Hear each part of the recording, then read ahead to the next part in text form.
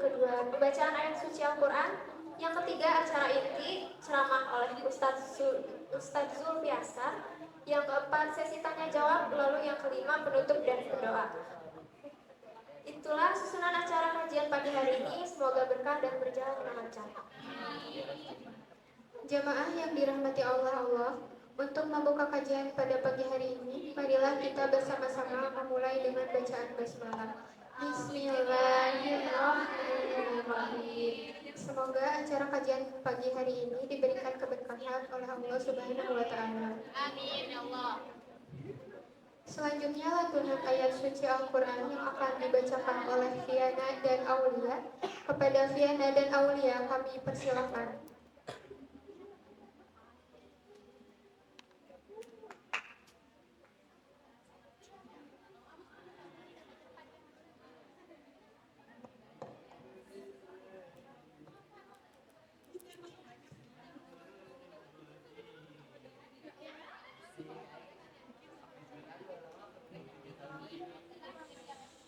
Assalamualaikum warahmatullahi wabarakatuh. Waalaikumsalam warahmatullahi wabarakatuh.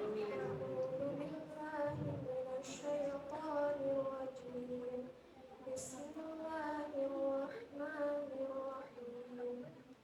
Ya ayyuhalladzina amanu kutiba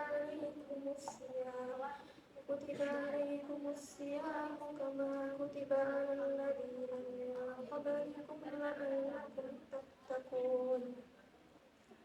Ayyaman ma'dudat faman kana minkum maridan aw ala safarin fa iddatun min ayyamin ukhra wa 'alal ladzina yutiqunahu fidyatun ta'amu miskin faman tatawwa'a khairan fahuwa khairun lahu wa an tasumu khairun lakum in kuntum ta'lamun. Wahai orang-orang yang beriman, diwajibkan atas kamu berpuasa sebagaimana diwajibkan atas orang sebelum kamu agar kamu bertakwa, yaitu beberapa hari tertentu. Maka barang siapa yang antara kamu sakit atau dalam perjalanan lalu tidak berpuasa, maka wajib mengganti sebanyak hari yang tidak berpuasa itu pada hari-hari lainnya.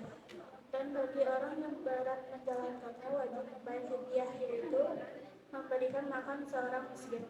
Tetapi barang siapa dengan kerelaan hati mengerjakan kebajikan, maka itu lebih baik baginya. Dan puasamu itu lebih baik untukmu. Tidak kamu mengetahui. Assalamualaikum warahmatullahi wabarakatuh. Waalaikumsalam warahmatullahi wabarakatuh.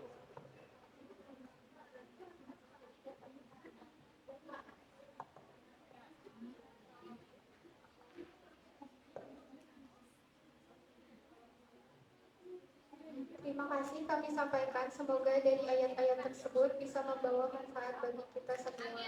Amin. Selanjutnya memasuki acara inti, yaitu kajian yang akan disampaikan oleh Ustadz Zulfi Asar. Kepadanya kami persilakan.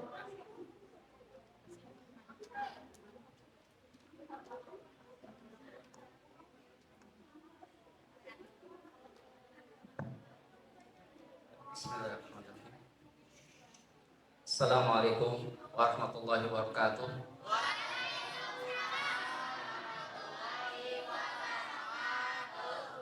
Innal hamdalillah nahmaduhu wa nasta'inuhu wa nastaghfiruh wa na'udzu billahi min syururi anfusina wa sayyiati a'malina may yahdihillahu fala mudilla lahu wa may yudlil fala hadiya lahu wa asyhadu an la ilaha illallah wahdahu la syarika lahu wa asyhadu anna Muhammadan abduhu wa rasuluh. Qala Allah Ta'ala fi kitabihil aziz, ya ayyuhalladzina amanu taqullaha haqqa tuqatih wa la tamutunna illa wa antum muslimun. Wa qala Zabil Qail, يا أيها الناس اتقوا ربكم الذي خلقكم من نفس واحدة وخلق منها زوجها وبث منهما رجالا كثيرا ونساء واتقوا الله الذي تساءلون به والأرحام إن الله كان عليكم رقيبا وقال أيضا يا أيها الذين آمنوا اتقوا الله وقولوا قولا سديدا يصلح لكم أعمالكم ويغفر لكم ذنوبكم ومن يطع الله ورسوله فقد فاز فوزا عظيما أما بعد.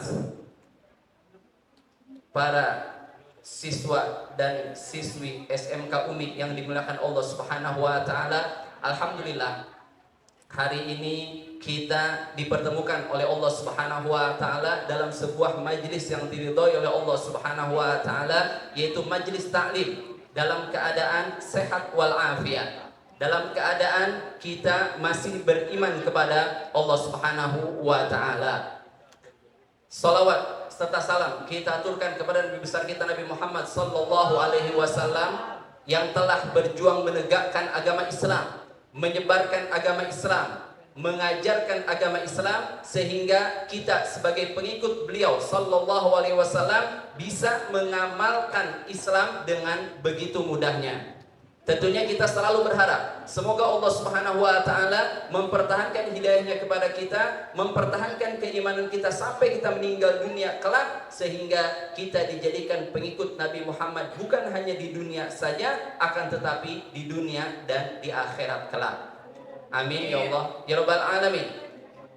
Rekan-rekan dimuliakan Allah Subhanahu wa taala, kita ini belum lama baru meninggalkan sebuah bulan yang dimuliakan oleh Allah Subhanahu wa taala, sebuah bulan yang disucikan oleh Allah Subhanahu wa taala. Tentunya kita tahu Allah Subhanahu wa taala ketika menciptakan sesuatu, Allah Subhanahu wa taala melebihkan sebagiannya dibandingkan dengan sebagian yang lain. Allah Subhanahu wa taala menciptakan manusia. Berapa jumlah manusia? Tidak ada yang tahu berapa jumlah manusia dari Nabi Adam alaihissalam sampai manusia terakhir yang akan meninggal dunia pada hari kiamat kelak. Enggak ada yang tahu. Tapi Allah Subhanahu wa taala melebihkan sebagiannya. Dipilih sebagian manusia yang terbaik dijadikan nabi oleh Allah Subhanahu wa taala. Kemudian Allah Subhanahu wa taala menciptakan malaikat. Apakah semua malaikat sama? Tidak semua malaikat sama. Ada malaikat-malaikat yang dikhususkan oleh Allah Subhanahu wa taala untuk bertugas, mengemban suatu tugas yang diamanahkan oleh Allah Subhanahu wa taala kepadanya. Ada juga malaikat-malaikat yang umum. Dalam hadis Nabi kita Nabi Muhammad sallallahu alaihi wasallam bersabda, kata Rasulullah, "Innas samaa'a at-tad." Sesungguhnya langit ini merasa keberatan. Ada yang pernah menghitung berapa luasnya langit? Hah? Ada yang mungkin pernah membaca, pernah tahu, oh langit luasnya sekian kilometer mungkin. Ada? Tidak ada seorang pun yang tahu. Yang jelas langit sangat luas sekali. Lebih luas mana, langit atau bumi? Langit jauh lebih luas dibandingkan dengan bumi. Nah, kata Rasulullah, inna samaa'a at-tad. Sesungguhnya langit ini merasa keberatan. Kenapa langit ini merasa keberatan? Karena tidak ada tempat kosong melebihi 4 jari. Melebihi 4 jari, melainkan ada malaikat yang sedang sujud kepada Allah Subhanahu wa taala. Jadi, berapa jumlah malaikat? Tidak ada yang tahu berapa jumlah malaikat kecuali hanya Allah Subhanahu wa taala saja. Bayangkan, langit yang begitu luasnya, kata Rasulullah tidak ada tempat kosong melebihi 4 jari. Artinya, kalau kita lihat di sini ada malaikat yang sedang sujud. Ya, setelahnya 4 jari kosong, ada lagi malaikat yang sedang sujud. Kemudian 4 jari kosong, ada malaikat yang sedang sujud. Mungkin seluas hanya 3 jari, hanya 2 jari, atau hanya 1 jari, ada malaikat yang sujud kepada Allah Subhanahu wa taala. Malaikat-malaikat diciptakan oleh Allah Subhanahu wa taala. Kata Allah dalam Al-Qur'an Al-Karim, la ya'sunallaha ma amarahum wa yaf'aluna ma yu'marun. Malaikat tidak pernah bermaksiat kepada Allah Subhanahu wa taala, selalu melaksanakan apa yang diperintahkan oleh Allah Subhanahu wa taala. Ada malaikat yang dari pertama diciptakan oleh Allah Subhanahu wa taala sujud terus menerus. Tidak pernah mengangkat kepalanya dari sujud melainkan pada hari kiamat kelak. Ada malaikat yang diciptakan oleh Allah Subhanahu wa taala untuk ruku. Dari pertama kali diciptakan ruku terus menerus sampai hari kiamat kelak. Hari kiamat baru malaikat mengangkat kepalanya. Bayangkan, ibadah terus menerus. Begitu mereka mengangkat kepala mereka, mereka mengatakan kepada Allah Subhanahu wa taala, "Ya Rabb, ma abadnaka haqqa ibadati." Ya Allah, kami ini tidak beribadah kepadamu dengan sebenar-benarnya ibadah. Subhanallah. Lihat malaikat. Malaikat diperintahkan oleh Allah dari pertama diciptakan sujud kepada Allah. Bayangkan berapa ribu tahun mereka sujud kepada Allah. Ketika diangkat kepalanya mengatakan, "Ya Allah, aku ini tidak beribadah kepadamu dengan sebenar-benarnya ibadah." Makhluk yang taat kepada Allah Subhanahu wa taala. Malaikat yang banyak tersebut diciptakan oleh Allah Subhanahu wa taala, ada sebagiannya yang dibedakan oleh Allah. Yang sebagiannya diangkat untuk menjadi kepala malaikat, ketuanya malaikat. Siapa pemimpin malaikat? Malaikat Jibril adalah pemimpin daripada malaikat. Kalau malaikat Jibril berbicara di langit, semua malaikat akan taat. Allah Subhanahu wa taala kalau mencintai seorang manusia,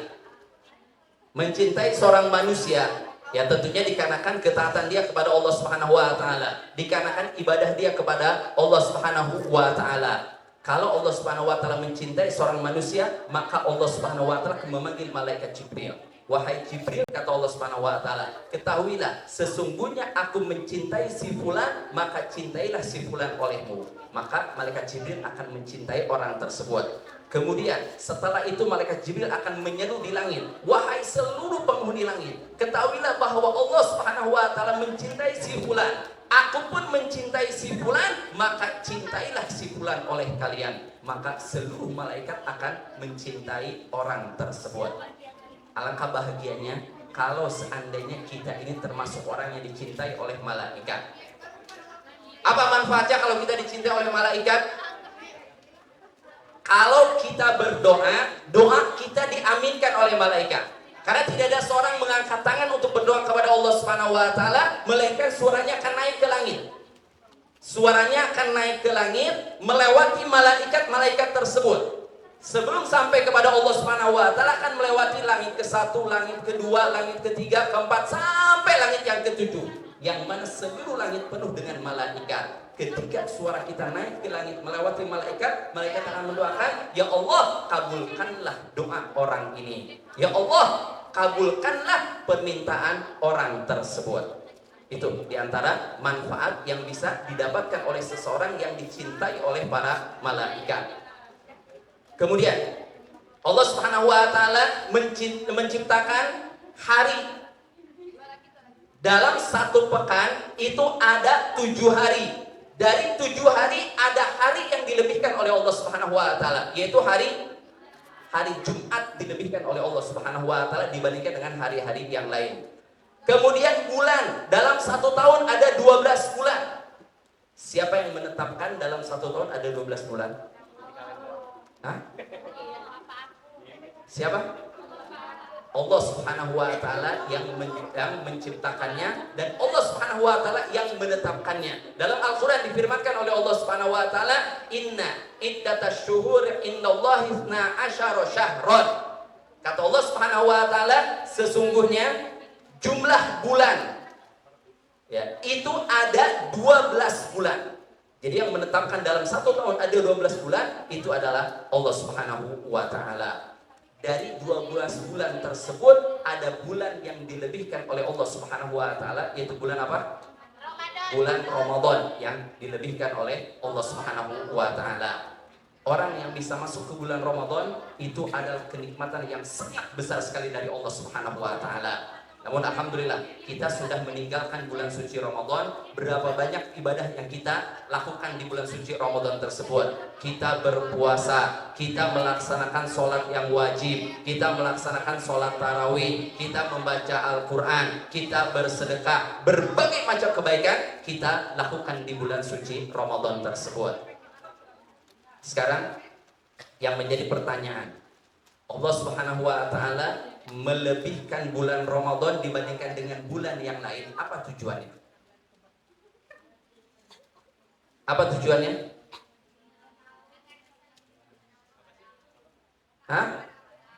Beribadah. Di dalam Al-Quran Allah Subhanahu wa Ta'ala berfirman, Ya ayyuhalladzina amanu kutiba alaikumus shiyam kama kutiba alal ladzina min qablikum la'allakum tattaqun. Kata Allah Subhanahu wa Ta'ala, wahai orang-orang beriman, telah diwajibkan atas kalian untuk berpuasa sebagaimana diwajibkan atas orang-orang sebelum kalian agar kalian menjadi orang yang bertakwa. Itu tujuan dari diwajibkannya puasa oleh Allah Subhanahu wa Ta'ala. Artinya kalau kita keluar dari bulan Ramadan dalam keadaan tidak bertakwa, berarti puasa kita tidak diterima oleh Allah Subhanahu wa Ta'ala. Kalau kita keluar dari bulan Ramadan, ibadah kita tidak meningkat, berarti puasa kita tidak diterima oleh Allah Subhanahu wa Ta'ala. Kalau kita keluar dari bulan Ramadan kembali bermaksiat kepada Allah Subhanahu wa Ta'ala, berarti ibadah puasa kita tidak diterima oleh Allah Subhanahu wa Ta'ala. Ada di antara kalian yang tidak ingin puasanya diterima oleh Allah? Ada di antara kalian yang ibadahnya tidak ingin diterima oleh Allah Subhanahu wa Ta'ala? Ada? Tidak ada seorang pun. Orang yang berakal, orang yang beriman kepada Allah Subhanahu wa Ta'ala, dia tidak ingin beramal, beribadah, bersusah payah, kemudian tidak mendapatkan pahala dari Allah Subhanahu wa Ta'ala. Suatu kerugian yang sangat nyata sekali. Dalam ayat yang lain kata Allah Subhanahu wa Ta'ala, innama yataqabbalullahu minal muttaqin. Sesungguhnya yang diterima oleh Allah Subhanahu wa Ta'ala amal ibadahnya adalah mereka-mereka yang bertakwa kepada Allah Subhanahu wa Ta'ala. Oleh karena itu, rekan-rekan yang Allah Subhanahu wa Ta'ala, hendaklah kita ini benar-benar bisa mengamalkan di dalam kehidupan kita. Kita diberi akal oleh Allah Subhanahu wa Ta'ala. Kita diberi akal oleh Allah Subhanahu wa Ta'ala. Kenapa Allah Subhanahu wa Ta'ala memberi akal kepada kita? Ingat, yang membedakan antara kita dengan makhluk yang lain, antara kita dengan binatang adalah akal. Kalau kekuatan, lebih kuat mana manusia dengan binatang? Jauh, binatang lebih kuat. Kita nggak akan bisa ngapa-ngapain di hadapan harimau. Kita tidak akan bisa ngapa-ngapain di hadapan gajah yang begitu besarnya. Jangankan yang besar, makhluk yang kecil saja, binatang yang kecil, ketika ada ular misalnya, ada orang tiba-tiba melemparkan ular di tengah-tengah kalian. Kira-kira apa yang kalian lakukan? Bubar semua, lari semuanya. Padahal hanya seekor ular yang kecil misalnya. Hanya seekor ular yang kecil, menunjukkan akan kelemahan manusia dibandingkan dengan binatang. Tapi manusia diberi kelebihan akal oleh Allah Subhanahu wa Ta'ala. Binatang tidak diberi akal, manusia diberi akal oleh Allah Subhanahu wa Ta'ala. Kenapa kita diberi akal? Agar kita berpikir. Agar kita berpikir, agar kita menggunakan akal tersebut. Ya. Kita sebagai manusia harus berpikir. Kenapa ya Allah Subhanahu wa Ta'ala memberikan akal kepada saya? Oh, agar saya berpikir. Oh, agar saya mentadaburi alam semesta yang ada di sekeliling saya. Itu. Ya, oleh karena itu Allah Subhanahu wa Ta'ala ketika mewajibkan kita berpuasa, setelah Ramadan kita introspeksi diri kita. Kita introspeksi diri kita. Hasibu anfusakum qabla an tuhasabu. Hisab diri kalian sebelum dihisab oleh Allah Subhanahu wa Ta'ala. Kita lihat kepada diri kita. Ya. Kalau misalnya di bulan Ramadan kita melaksanakan ketaatan kepada Allah Subhanahu wa Ta'ala, maka di luar Ramadan pun kita harus bisa melaksanakan ketaatan. Kalau di dalam bulan Ramadan kita misalnya melaksanakan sholat sunnah, kenapa di luar Ramadan kita tidak melaksanakan sholat sunnah? Kalau di bulan Ramadan kita bersedekah, kenapa di luar Ramadan kita tidak mau bersedekah? Apa bedanya? Besarnya pahala, benar besarnya pahala ada di sana. Kita tidak ada yang tahu. Tidak ada seorang manusia pun yang bisa menjamin, oh saya ini akan hidup sampai tahun depan. Tidak ada seorang pun yang bisa menjamin, oh saya pasti akan hidup sampai usia 60 tahun, sampai usia 70 tahun. Tidak ada seorang pun yang bisa menjaminnya. Kenapa? Karena ajal ada di tangan Allah Subhanahu wa taala. Berapa banyak kita mendengar ya, orang meninggal di usia 60 tahun. Ada yang 50 tahun, ada yang 40 tahun, ada yang 20 tahun, ada yang 10 tahun. Bahkan bayi baru lahir pun banyak yang meninggal dunia. Ajal semuanya di tangan Allah Subhanahu wa taala. Ajal di tangan Allah Subhanahu wa taala. Nah, kenapa kita ini diberi akal oleh Allah Subhanahu wa taala? Kita harus tahu kita hidup di dunia tujuannya apa? Ibadah, mencari pahala. Kita diciptakan oleh Allah Subhanahu wa taala sebagaimana Allah firmankan, "Wa ma khalaqtul jinna wal insa illa liya'budun." Tidaklah aku ciptakan jin dan manusia melainkan untuk beribadah kepada Allah Subhanahu wa taala. Artinya kalau seandainya orang bermalas-malasan ibadah, berarti dia tidak melaksanakan amanah yang dibebankan oleh Allah Subhanahu wa taala kepadanya. Kita tidak boleh bermalas-malasan. Ketika diperintahkan untuk sholat, kita nggak boleh bermalas-malasan. Oh, ini masuk waktu adzan zuhur, segera kita melaksanakan sholat zuhur. Oh, ini masuk waktu maghrib, segera kita melaksanakan sholat maghrib. Karena sahabat Ibnu Mas'ud itu pernah bertanya kepada Rasulullah SAW, "Ya Rasulullah, ayyul a'mali afdal?"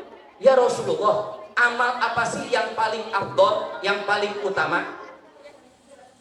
Perhatikan, di sini ketika Ibnu Mas'ud bertanya kepada Rasulullah, "Ya Rasulullah, amal apa yang terbaik?" Apa jawab Rasulullah?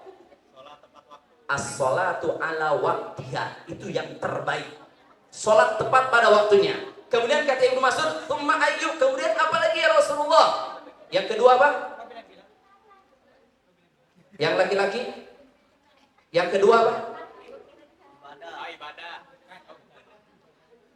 Yang pertama sholat tepat waktunya, tepat pada waktunya. Yang kedua birrul walidain, bakti kepada orang tua. Kemudian yang ketiga apa? Puasa. Yang ketiga al jihadu fisabilillah, berjihad di jalan Allah Subhanahu wa taala.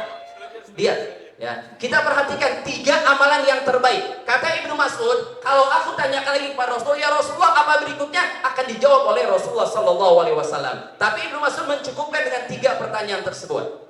Lihat ya, yang pertama sholat tepat pada waktu, yang kedua berbakti kepada orang tua, yang ketiga berjihad di jalan Allah Subhanahu wa taala. Bayangkan, sholat tepat waktu itu lebih utama dibandingkan dengan berbakti kepada orang tua. Sholat tepat waktu jauh lebih utama dibandingkan dengan jihad di jalan Allah Subhanahu wa taala. Siapa di antara kita yang tidak tahu tentang keutamaan jihad? Orang yang berjihad di jalan Allah Subhanahu wa taala meninggal di medan jihad, jaminannya langsung dimasukkan ke dalam surga oleh Allah Subhanahu wa taala.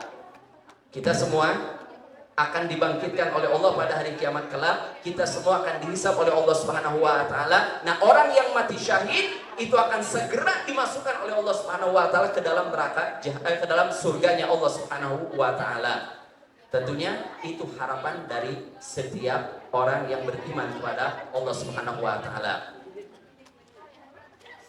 Ambil pelajaran ya, dari sahabat Rasulullah sallallahu alaihi wasallam, dari para sahabat Rasulullah sallallahu alaihi wasallam. Kita lihat kayak contohnya misalnya semangat ibadah yang dilakukan oleh Rabi'ah bin Ka'ab al-Aslami. Rabi'ah bin Ka'ab al-Aslami adalah seorang pemuda usianya belasan tahun, kurang lebih sama seperti kalian. Usianya adalah belasan tahun. Rabi'ah ini selalu membantu Rasulullah Sallallahu Alaihi Wasallam. Artinya selalu memperhatikan. Nabi ke masjid diikuti oleh Rabi'ah. Kemudian dilihat oleh Rabi'ah, ini apa yang dibutuhkan oleh Nabi? Oh, Nabi mau berwudu, diambilkan air oleh Rabi'ah. Nabi berwudu. Kemudian ketika Nabi selesai mau keluar dari masjid, buru-buru Rabi'ah ke pintu mengambil sendal Rasulullah, didekatkan ke pintu sehingga Rasulullah tinggal memakai sendal kemudian pergi meninggalkan masjid. Banyak membantu Rasulullah Sallallahu Alaihi Wasallam. Ingat, Rabi'ah usianya baru belasan tahun. Kemudian Nabi kita Nabi Muhammad adalah seseorang yang suka membalas kebaikan orang lain. Siapapun yang berbuat baik kepada Rasulullah akan dibalas dengan kebaikan juga. Nabi tidak memandang bulu. Siapapun yang berbuat kebaikan kepada beliau langsung dibalas dengan kebaikan. apakah dia yang sudah tua atau mungkin orang remaja atau mungkin anak-anak pun, kalau berbuat kebaikan kepada Rasulullah akan dibalas dengan kebaikan lagi oleh beliau sallallahu alaihi wasallam. Suatu hari dipanggil Rabi'ah oleh Rasulullah. Kemudian Rasulullah berkata, "Wahai Rabi'ah, salli." Wahai Rabi'ah, pinta apa yang kau inginkan, pinta kepadaku. Rabi'ah, seorang yang cerdas. Rabi'ah, seorang yang menggunakan akal sehatnya. Kata Rabi'ah, "Ya Rasulullah, beri aku waktu untuk berpikir. Beri aku waktu untuk berpikir." Kata Rasulullah, "Silahkan kau berpikir." Kemudian setelah beberapa waktu, 1-2 hari kemudian, kembali Rabi'ah bertemu dengan Rasulullah. Kemudian kata Rasulullah, "Ya, apa wahai Rabi'ah yang akan kau pinta?"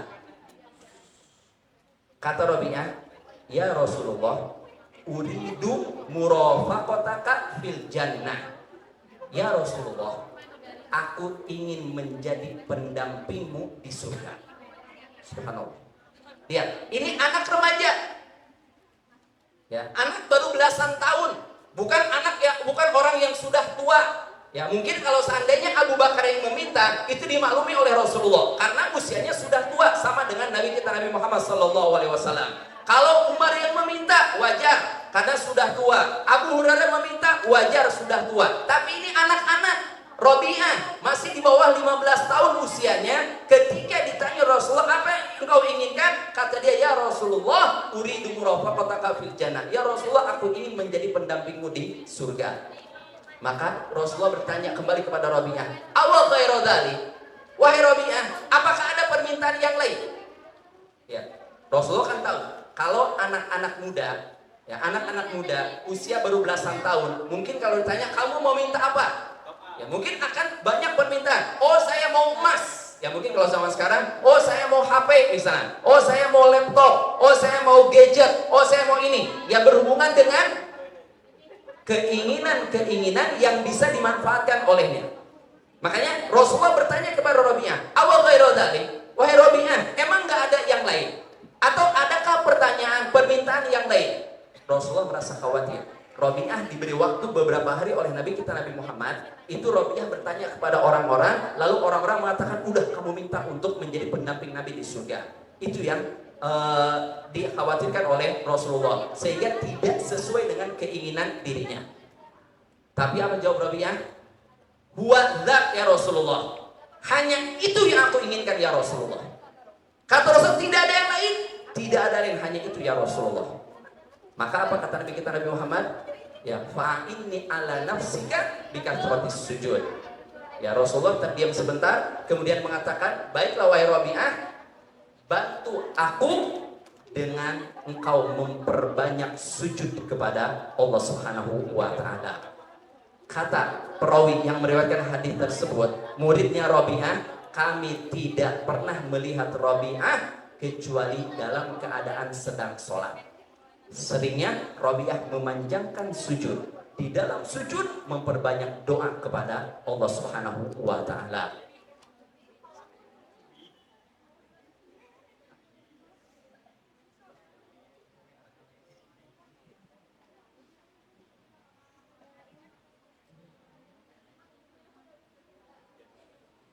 Baik, kita lanjutkan. Ya.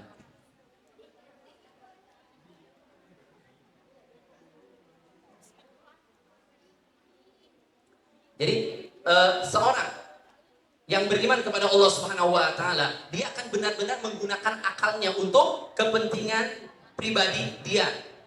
Apa kepentingan pribadi dia? Kepentingan pribadi seseorang dalam kehidupan di dunia adalah meraih ridha Allah Subhanahu wa taala. Dia akan berusaha semaksimal mungkin. Bagaimana caranya aku ini diridhoi oleh Allah Subhanahu wa taala? Karena orang yang diridhoi oleh Allah Subhanahu wa taala, ketika dia meminta apapun juga akan langsung diberikan oleh Allah Subhanahu wa taala. Ingat di dalam hadis, Nabi kita Nabi Muhammad menjelaskan kepada para sahabatnya, tidak ada seorang pun yang dimasukkan ke dalam surga oleh Allah Subhanahu wa taala melainkan berkat rahmat Allah Subhanahu wa taala. Kita ini kalau ingin dimasukkan ke dalam surga, kita harus berusaha bagaimana caranya kita diridhoi oleh Allah Subhanahu wa taala. Kalau kita ridho kepada Allah, suatu kewajiban kita manusia. Tapi apakah Allah ridho kepada kita ataukah Allah Subhanahu wa taala tidak ridho kepada kita? Oleh karena itu, kalau kita ingin mendapatkan ridho Allah Subhanahu wa taala, kita wajib beribadah dengan baik dan benar sesuai dengan apa yang dicontohkan oleh Nabi kita Nabi Muhammad sallallahu alaihi wasallam. Artinya, kita tidak boleh bermalas-malasan dalam beribadah kepada Allah Subhanahu wa taala. Kita ambil contoh salat. Salat, kebanyakan dari kaum muslimin, salat itu tidak khusyuk di dalam salatnya. Betul apa betul? Betul. Makanya semaksimal mungkin usahakan sholat itu agar bisa khusyuk. Nanti insya Allah kalau ada kesempatan kita berbicara tentang kiat-kiat agar kita bisa khusyuk di dalam sholat kita, insya Allah ta'ala ya. Kita sholat adalah ibadah yang diperintahkan oleh Allah Subhanahu wa ta'ala, diwajibkan oleh Allah Subhanahu wa ta'ala, dan paling dibenci oleh syaitan. Kondisi apa yang paling dibenci oleh syaitan ketika seorang sedang sholat? Ketika sedang sujud. Ketika sedang sujud, syaitan sangat benci kepada orang yang sujud. Kenapa syaitan benci kepada orang yang sujud? Syaitan akan mengatakan, ya, umirtu bisujudi, aku diperintahkan untuk sujud, tapi aku menolak, maka aku akan mendapatkan azab Allah Subhanahu wa taala. Sementara manusia diperintahkan untuk sujud, dia taat kepada perintah Allah, maka manusia akan dimasukkan ke dalam surga oleh Allah Subhanahu wa taala. Makanya setan itu sangat benci sekali ketika melihat orang sedang sujud. Dalam hadis dijelaskan oleh Rasulullah, aqrabu ma yakunul abdu min rabbih wa huwa sajid. Sedekat-dekatnya manusia kepada Allah Subhanahu wa taala adalah ketika dia sedang sujud. Ya. Kita kalau sholat menghadap Allah Subhanahu wa taala, yang terdekat kita dengan Allah adalah ketika kita sedang sujud. Kita sedang sujud berarti kita sedang sangat dekat sekali kepada Allah Subhanahu wa taala. Apa yang kita lakukan? Apa yang dianjurkan ketika sedang sujud? Kata Rasulullah, fa'akthiru fihi minad du'a. Perbanyaklah di dalam sujud tersebut untuk berdoa kepada Allah Subhanahu wa taala. Kita kalau dekat dengan seseorang, meminta apapun kepada orang tersebut akan diberikan olehnya. Kenapa? Karena kedekatan kita dengannya. Demikian pula dengan Allah Subhanahu wa taala. Ketika kita sedang dekat dengan Allah Subhanahu wa taala, maka apapun yang kita inginkan kita minta kepada Allah Subhanahu wa taala. Oleh karena itu, saya ulangi, hendaklah kita ini bisa semaksimal mungkin untuk meminta kepada Allah Subhanahu wa taala, untuk mendekatkan diri kita kepada Allah Subhanahu wa taala, sehingga kita bisa menjadi orang yang diridhoi oleh Allah Subhanahu wa taala walaupun kita masih hidup di dalam kehidupan di dunia ini. Kita tahu bahwasanya di surga nanti akan ada pemimpin-pemimpin di surga. Kalau untuk laki-laki, pemimpin di surga adalah para nabi. Siapa pemimpin para wanita di surga? Ada berapa pemimpin wanita di surga? Ada 4 wanita yang akan menjadi pemimpin para wanita di surga. Siapa saja? Yang pertama Asia. Siapa Asia? Istrinya Fir'aun. Sebelumnya siapa? Taib, Khadijah, Maryam.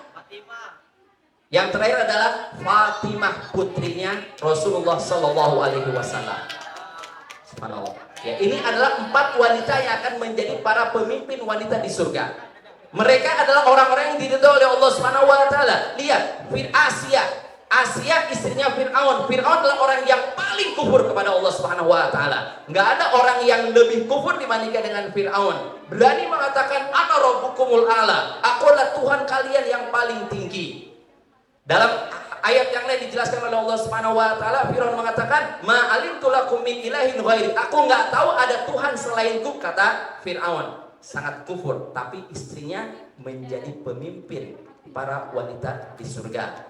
Bahkan kalau kita lihat di dalam Al-Quran Al-Karim dijelaskan oleh Allah Subhanahu wa taala bahwasanya Asia meninggalnya itu dibunuh oleh Fir'aun.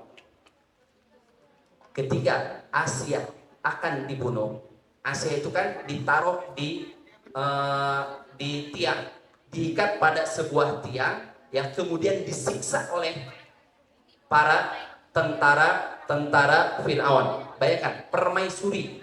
Asia bukan sembarangan. Seorang permaisuri diikat pada sebuah tiang di bawah terik matahari, kemudian disiksa dengan siksaan yang sangat dahsyat sekali.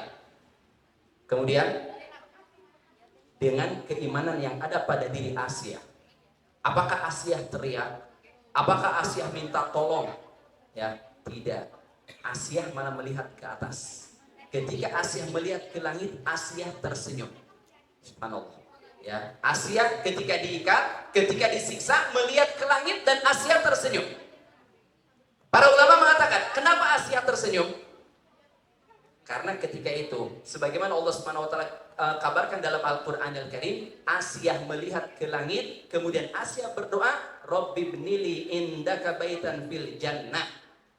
Ya Allah, tolong bangunkan untukku sebuah rumah di surga. Wa najjini min fir'aun, selamatkan aku dari Fir'aun. Wa najjini minal qaumil zalimin, ya Allah, selamatkan aku dari kaum yang zalim. Ketika Asia melihat ke langit, Allah Subhanahu wa taala menunjukkan rumah yang disiapkan untuk Asia di surganya Allah Subhanahu wa taala. Makanya Asia tersenyum. Ketika Asia tersenyum, apa kata Fir'aun? Tuh lihat, orang gila, kata Fir'aun. Ya, dia dalam keadaan disiksa, dalam keadaan diazab, masih saja dia tersenyum. Fir'aun nggak tahu, orang-orang yang bertakwa kepada Allah, orang-orang yang beriman kepada Allah Subhanahu wa taala akan disiapkan kenikmatan-kenikmatan yang sangat sempurna oleh Allah Subhanahu wa taala. Siapa di antara kalian yang tidak ingin masih hidup di dunia, masih usia remaja, tapi sudah disiapkan rumah oleh Allah Subhanahu wa taala di surga? Tentu semua kita berharap itu akan bisa diraih oleh kita. Makanya hendaklah kita ini berusaha semaksimal mungkin menghabiskan waktu kita untuk beribadah kepada Allah Subhanahu wa taala. Artinya jangan pernah meninggalkan yang namanya ibadah kepada Allah, terutama berhubungan dengan permasalahan salat. Wallahu a'lam bishawab. Mungkin ini apa yang bisa Anda sampaikan pada kesempatan kali ini. Ya, kurang lebih mohon maaf. Wallahu a'lam bishawab. Walhamdulillahirabbil alamin.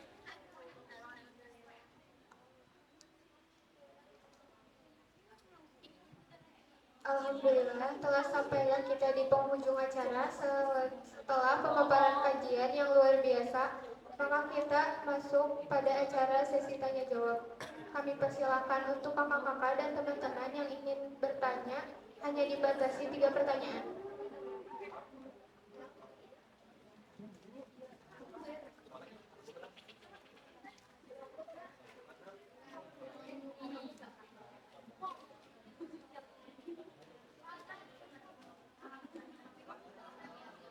Dari kakak-kakak dan teman-teman, ada yang ditanyakan?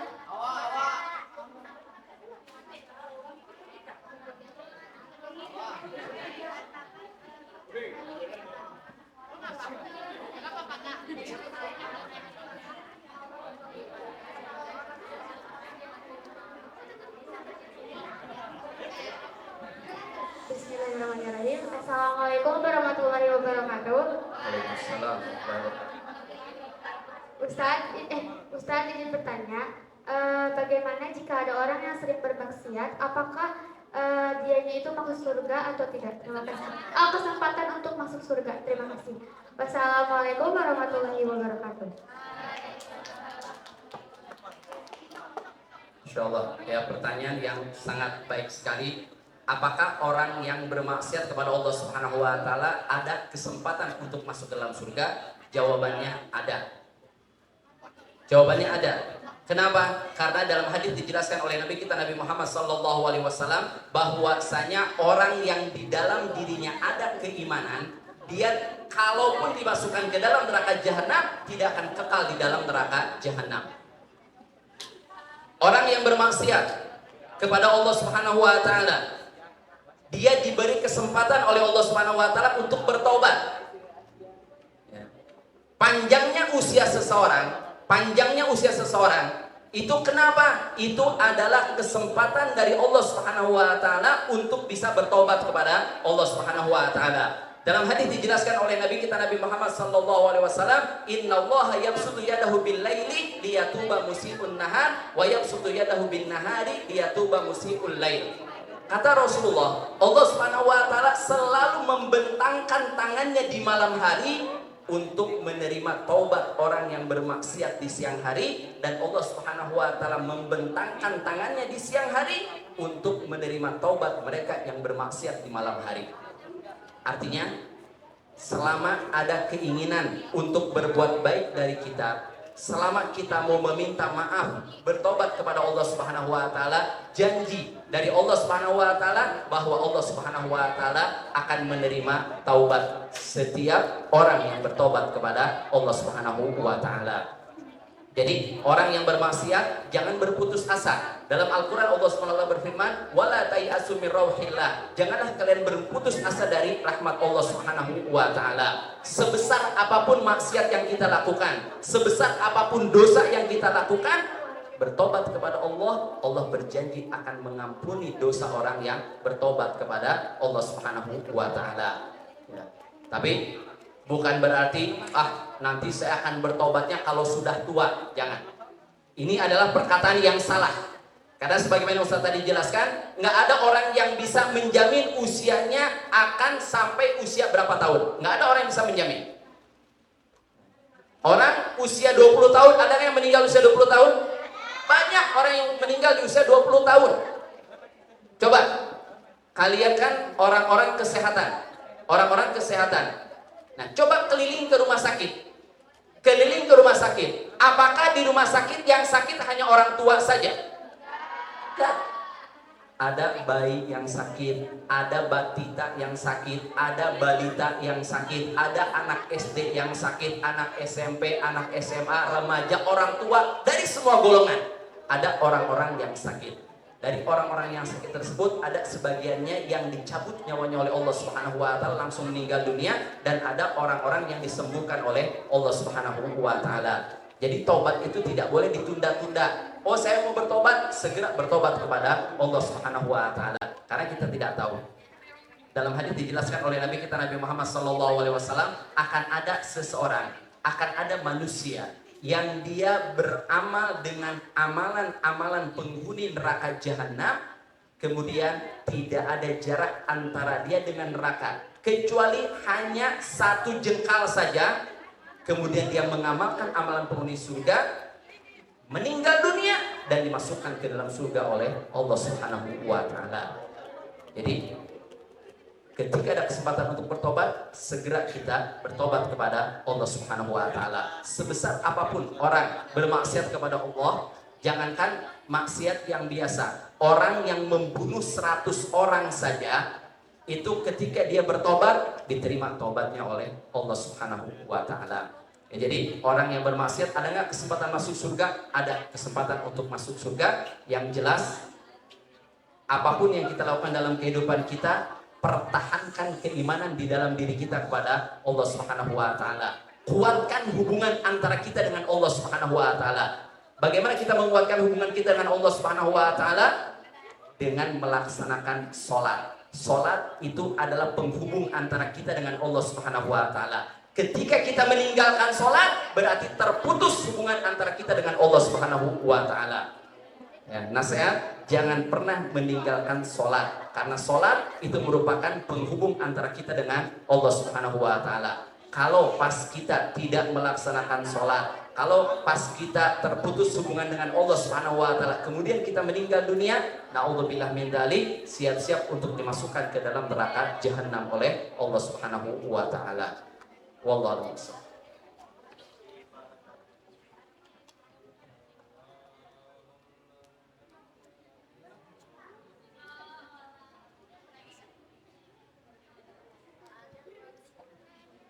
Mungkin ada yang mau bertanya lagi ya?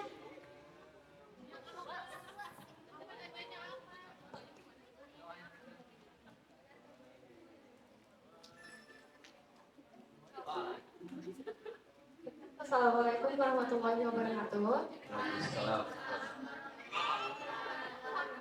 Ustaz izin bertanya, bagaimana hukumnya jika ada seseorang di sekitar kita, entah itu saudara maupun teman, yang melakukan maksiat?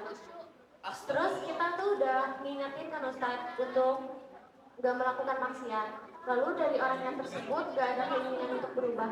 Apakah kita ikut dosa atau enggak? Terima kasih Ustadz. Baik, insya Allah pertanyaan yang sangat baik sekali, ya pertanyaan yang sangat bagus sekali. Ini fenomena yang umum ada di sekitar kita. Terkadang ada keluarga kita yang bermaksiat kepada Allah. Terkadang ada teman kita yang bermaksiat kepada Allah Subhanahu wa taala. Kalau mereka bermaksiat di tempat yang jauh, kita masa bodoh. Kalau di tempat yang jauh, itu kita katakan ya mungkin itu urusan dia dengan Allah, karena kita tidak mengetahuinya, kita tidak melihatnya. Yang menjadi masalah adalah dia bermaksiat di hadapan mata kita. Dia bermaksiat terlihat oleh kita. Kenapa para sahabat dipuji oleh Allah Subhanahu wa taala? Mereka dipuji oleh Allah Subhanahu wa taala dikarenakan mereka menegakkan yang namanya amar ma'ruf nahi munkar. Bahkan ketika perintah jihad, Allah Subhanahu wa taala tidak memerintahkan semua manusia pergi berjihad, tidak. Apa kata Allah? Wal takum minkum ummatu yad'una ilal khairi wa ya'muruna bil ma'ruf wa yanhauna 'anil munkar ila akhir ayat. Kata Allah Subhanahu wa taala, hendaklah di antara kalian ada suatu umat yang mengajak orang lain kepada kebaikan, kemudian memerintahkan untuk melakukan yang ma'ruf dan mencegah dari perbuatan yang mungkar, melakukan amar ma'ruf nahi mungkar. Beramar ma'ruf nahi mungkar itu merupakan kewajiban bagi setiap muslim. Setiap manusia memiliki kewajiban untuk beramar ma'ruf nahi mungkar. Bagaimana kalau seandainya kita mau mengingkari kemungkaran, ternyata orangnya lebih kuat dari kita? Ternyata orangnya mungkin kita katakan apa ya? Bebel istilahnya. Bebel apa bebel? Apa bahasa Indonesianya bebel? Hah? Rese. Keras kepala. Misalnya orangnya keras kepala, kita ingetin tetap aja melakukan apa kemungkaran-kemungkaran yang ada. Atau mungkin ketika kita akan menegur, dia lebih kuat dari kita, dia lebih berani dari kita, dia lebih galak dari kita. Apa yang diajarkan oleh Rasulullah? Kata Rasulullah SAW, man ro'a minkum munkaran falyughayyirhu biyadihi. Barang siapa di antara kalian melihat kemungkaran, hendaklah dia merubah kemungkaran tersebut dengan tangannya. Dengan apa? Dengan tangan. Artinya misalnya dia melakukan suatu kemungkaran, dia langsung bergerak menggerakkan tangannya, ingkari kemungkaran tersebut. Kalau dia lebih kuat bagaimana? Kata Rasulullah, fa illam tastati fa bilisani. Kalau dia nggak mampu menggunakan tangan, maka gunakan lidahnya. Menggunakan lidah dengan cara apa? Dengan cara memberinya nasihat, dengan cara mengingatkannya. Afwan, itu kan perbuatan yang tidak boleh. Mohon maaf, itu kan perbuatan yang dilarang oleh agama. Nggak mampu juga, takut kita misalnya. Nggak bisa dengan tangan, nggak bisa dengan lidah. Kemudian apa kata Rasul yang ketiga? Fa in lam tastati fa biqalbi. Maka hendaklah dia mengingkari dengan hatinya. Mengingkari dengan hati bagaimana? Tunjukkan bahwa kita tidak menyukai perbuatan tersebut. Mengingkari dengan hati bagaimana? Kita tinggalkan orang tersebut sehingga orang tersebut mengetahui, oh ternyata perbuatan saya ini salah. Buktinya apa? Tuh lihat si fulan atau si fulana itu meninggalkan saya. Jadi itu ya, kita kalau ada kemungkaran, kita ingkari kemungkaran tersebut. Bisa dengan tangan. Kalau tidak mampu dengan tangan, dengan lidah, dengan lisan kita. Kalau tidak mampu dengan lisan kita, maka dengan hati kita. Apakah kita berdosa? Apakah kita berdosa? Kita tidak berdosa karena kita sudah melaksanakan apa yang diperintahkan oleh Rasulullah SAW. Ya, kita tidak ikut berdosa. Yang berdosa kalau kita ikut bersama mereka. Yang berdosa kalau kita tidak mengingkari, kita membiarkan perbuatan mereka. Anggap misalnya kita sedang duduk, ada orang membicarakan orang lain. Orang membicarakan orang lain. Hukumnya apa membicarakan orang lain? Dosa, haram. Ghibah itu hukumnya haram. Haram hukumnya. Orang membicarakan orang lain. Nah kita bisa mengingkari, langsung kita ingkari. Maaf ya, jangan membicarakan orang lain. Inilah perbuatan haram. Ini perbuatan yang diharamkan oleh Allah Subhanahu wa taala. Kita tegur langsung. Kalau kita nggak bisa, kita tinggalkan majelis tersebut. Kita dosa nggak? Kita tidak berdosa. Kenapa? Karena kita sudah berusaha semaksimal mungkin. Tapi kalau kita diam, apalagi ikut membicarakan, oh siapa si fulan, fulanah, oh iya si fulanah. Nah, itu berarti kita ikut berdosa. Kalau kita membiarkan, kita ikut berdosa. Ya, jadi kalau kita sudah mengingkari, kita tidak ikut berdosa. Wallahu a'lam bishawab.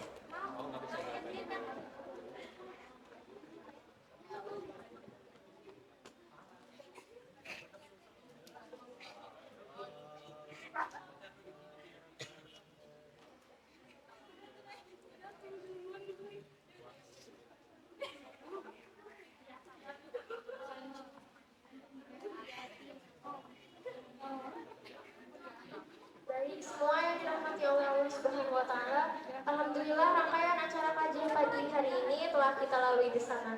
Terima kasih kepada Ustadz Zulfi Askar yang telah memberikan kajian dan pesan-pesan kepada kita semua. Semoga apa yang telah disampaikan oleh Ustadz Zulfi bisa bermanfaat bagi kita semuanya. Untuk mengakhiri kajian pagi hari ini, mari kita tutup dengan membaca hamdalah dan doa kafaratul majelis bersama-sama.